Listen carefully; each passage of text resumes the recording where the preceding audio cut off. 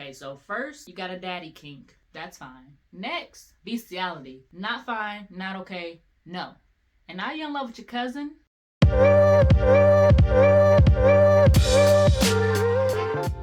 Hello, lovely people. Welcome back to my channel. If you're new here, welcome. I'm Danny, and this is Chaotic Commentary. So today I actually wanted to do something a little bit different than my usual Am I the A-hole posts. I wanted to get into some Reddit confessions. I can't feel anything, and I'm losing my mind. Wow. It hit me lately that for years I've been looking for ways to feel pleasure. For the last years, I like to go out to clubs and drink.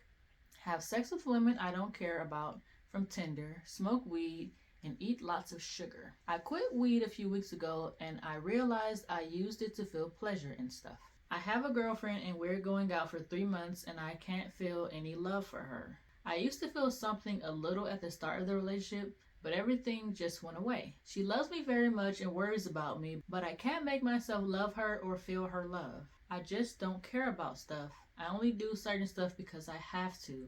I'm tired of hurting her. I thought that I just didn't meet the one I liked, and because of that I didn't fall in love. My girlfriend is the one I search for logically. She has everything I have ever logically wanted, but I just can't make my love come to the surface. Some days I'm depressed. The only times I'm not depressed is when there are huge chances of pleasure. I don't get excited of anything like I used to as a kid. Deep down, I know I like her and care for her, but there is like an invisible wall inside of me. Everyone for years used to call me a cold person, but it was never my fault. I want to care for you people. I want to love you people, but I just can't. When I was 14, I used to watch TV shows and get immersed in them greatly, like really laughing from them and feeling the tension and feeling as if I'm inside of one. One day when I started watching a new show, I noticed that I just watched it idly and started losing my mind and tried to enjoy it on purpose. I can barely remember the last time I actually felt happy with everything. I tried reading philosophy books, having sex, smoking weed just to try to find meaning and stuff, but now I understand that it's all crap. Wasted so much money on instant gratification. I'm a professional manipulator. I know when to smile to people, when to laugh with people, when to feel sad in front of people, say the right thing, and they all think this is who I actually am. Actually, I don't care about 95% of people I talk to and smile to. It's just to be somehow human. Is it because of the way I was raised? The absence of my father? The absence of emotional connections as a kid? The fact that I was overweight and stayed at home playing video games? I'm 23, I have friends, I have a mom, I can't feel anything, I'm losing my mind. I don't know at what order I wrote this post, but I'm just venting. Looking for help. Trying therapy in a month because I can't find any doctor earlier. Deep down, I'm sad. I need help. I want to feel love and be loved. I want to be motivated and care for stuff. I want to actually smile. Wow. So I did not expect going into these confessions to be sad. I really want to cry for this person because, wow. I can't say I've ever been at this point, but I did get to a point in my life where I felt like I wasn't feeling things the way I was supposed to. And it was very much depression. But I think a lot of it was that I started to numb myself almost because I had been through so much. I have suffered so much loss and so much trauma that I didn't want to feel it anymore. So I started to numb myself. I don't think it was on purpose. At least I didn't consciously do it. But I definitely realized that I wasn't feeling the way that I used to. Like when I would watch TV shows, movies that would usually make me sad, I noticed that I wasn't feeling it. So in a way, I can definitely relate to this person. Now, I think therapy is a great idea. Definitely try to get in with a therapist and see what's going on because yeah, there's definitely something deeper going on here. I'm not a doctor. I can't diagnose anybody, of course, and I almost I was almost thinking maybe this person could be a sociopath. And before anybody comments, not all sociopaths are bad people. It is a medical condition, a mental illness. It does not mean you're going to go off murdering people. That's not what it means. But if you say you were, feeling things up until a certain point, maybe it could be the way you're raised. It could be maybe something traumatic happened that caused you to shut down. But yeah, definitely go see a therapist because Honestly, I feel like everyone could benefit from therapy. If you're to the point where you just can't feel anything, therapy could help, and possibly some type of medication. Maybe they'll prescribe you something that could help, hopefully. Wow, so that was definitely a heavy one. I'm gonna see if I can find something maybe a little more light. This one might be a little illegal, but let's see. I've been spiking my boyfriend's coffee. Wow. And just a little disclaimer, this one is a not safe for work post. Okay. Hear me out before you call the police. My boyfriend, T, 17-year-old male, has become extremely malnourished after his dad's passing, only weighing 120 pounds currently. He is 6'1" and used to weigh 170 pounds. I've tried everything, but I, 17-year-old female, can't get him to eat anything other than Pringles, and he will only drink Monsters and iced coffee. So I've started spiking his coffee with vegetable powder, protein powder, and he has no clue about it. And I feel horrible, but I've been watching him deteriorate for 6 months, and I can now see every bone in his body. His hair is starting to fall out, and skin is pale. I had to do something. Wow. I was really trying not to find another sad one. I definitely know what it feels like to lose a parent. I lost my mom when I was 17, actually. And I didn't become malnourished or anything, but for me, stress manifests physically. So after my mom passed away, I was extremely sick. I got a stomach virus, a really bad flu, and a sinus infection, like all within the same couple weeks after she passed away. So stress can definitely manifest physically. Like stress is a disease in itself. So I can definitely understand what he's going through. I don't think, should you feel bad for spiking his stuff with protein powder? I don't know. I mean, it's not like you're doing anything malicious. You're trying to help him. Maybe you could try to talk to him, see if he might, agree to some therapy. Or where's his mom? Is his mom in the picture? Maybe the both of you could, talk to him, try to convince him to eat more, see a therapist or someone, a grief counselor that could help him get to a point where he can at least be healthy. I understand grieving, but you can't, let yourself starve to death, because it's not helping anything. The grieving is hard. Trust me, I know I've lost a lot, so I definitely know what this person is going through. Someone says, please talk to him. OP replied, I have, but he's in denial. And they said to keep trying. Definitely keep trying, because if he doesn't eat, he's gonna end up in a hospital. Of course, it's not a good thing to end up in a hospital. Maybe he would finally see how bad things have gotten. And I'm pretty sure, like, in the hospital, like, they would probably, I don't know about tube feeding him, but they could probably get him to eat if he did have to be submitted to the hospital. Hopefully it doesn't get to that point where he's become so malnourished that he's in the hospital. Okay, next confession. And I really hope this is not a sad one, because I don't want to cry. I think my boyfriend's dad smacked my rear. Another not safe for work one. He was getting ready for work and he made a sarcastic comment that I can't remember and swung his belt at me and hit me on it. What? He was getting ready for work and he made a sarcastic comment that I can't remember and swung his belt at me and hit my butt. And I think it was on purpose. I could be wrong, but I think he was aiming for my butt. Wow. I feel like a little uncomfortable, but also a little flattered.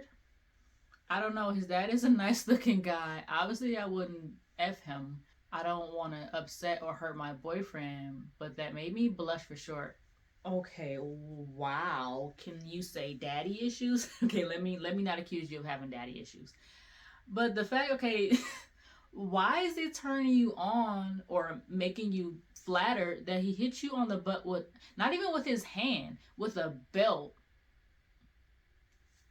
Are you in, is that your kink? Not kink shaming at all if that's what you're into, but not with your boyfriend's father.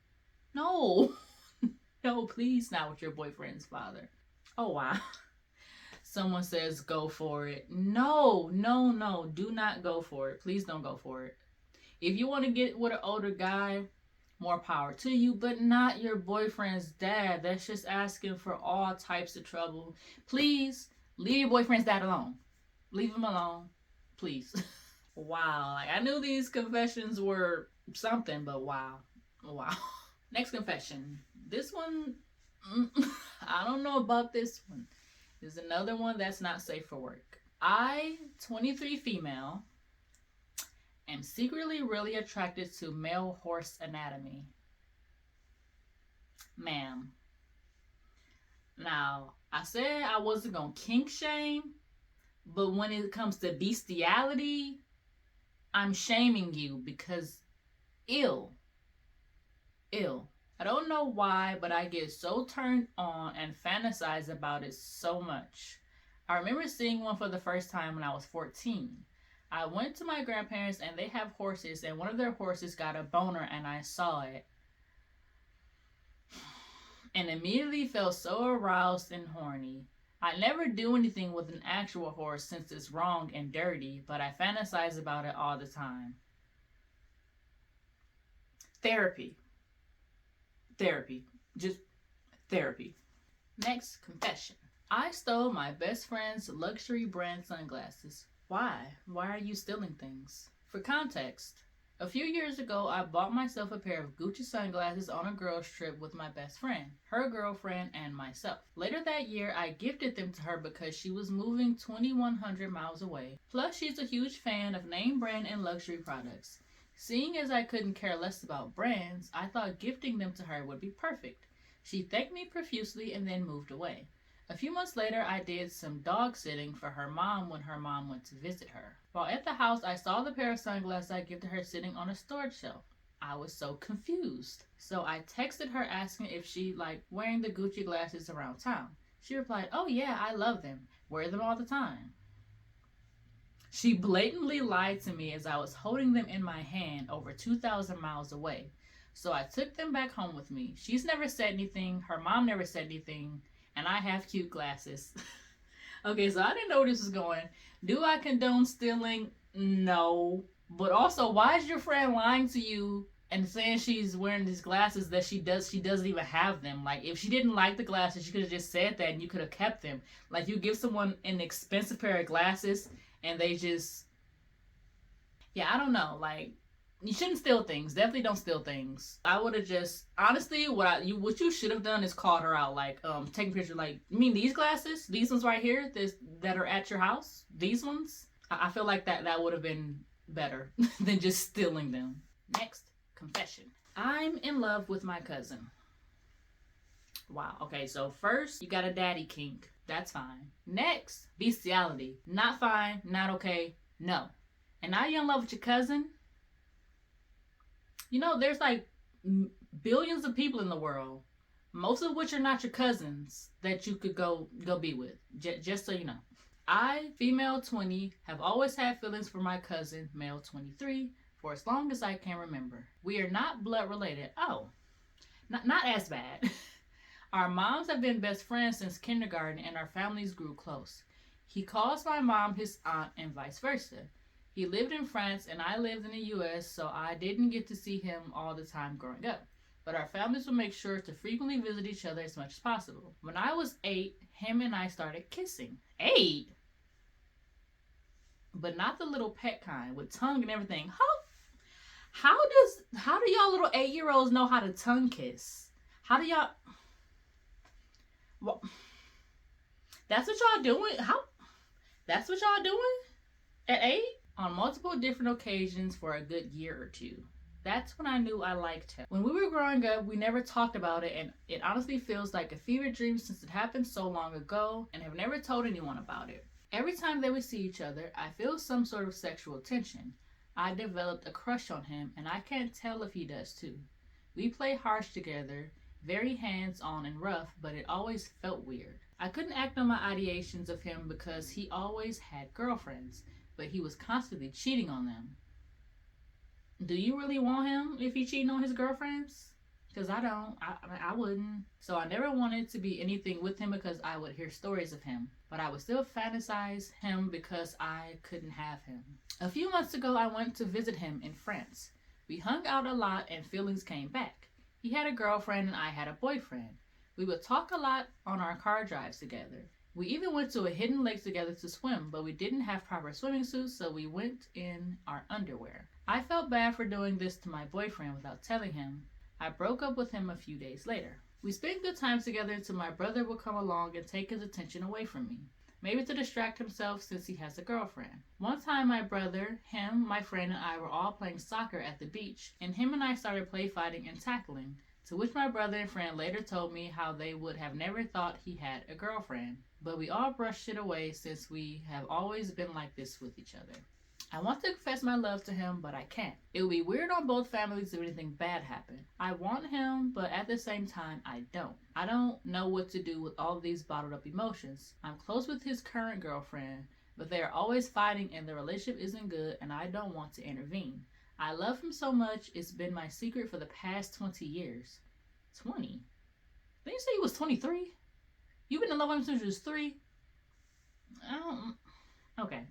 And I've grown to accept the fact that I will have to keep this to myself.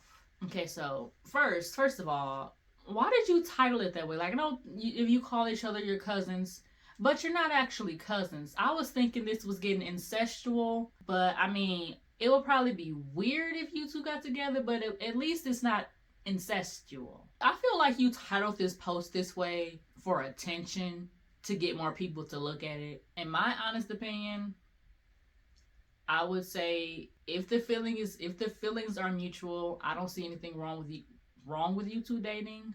But at the same time, one, you said he's a serial cheater. So do you really want to get involved with this man who you know has a history of cheating on all of his girlfriends? Number two, you said that things will be weird between the families if something bad happened. Like him cheating on you, because if he's cheated on all these other girls, there's a strong possibility he might cheat on you too.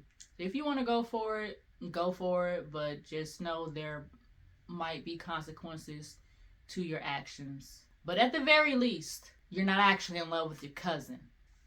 Alright, so I feel like that's a good confession to leave things off on. A couple of these were crazy and gross. A couple of them were sad and almost brought me to tears. So yeah, I really enjoyed that. If you like this video, feel free to like this video. If you enjoyed this commentary or any of my other videos, feel free to subscribe, ring the notification bell so that you are notified when I post new videos. And thanks for watching.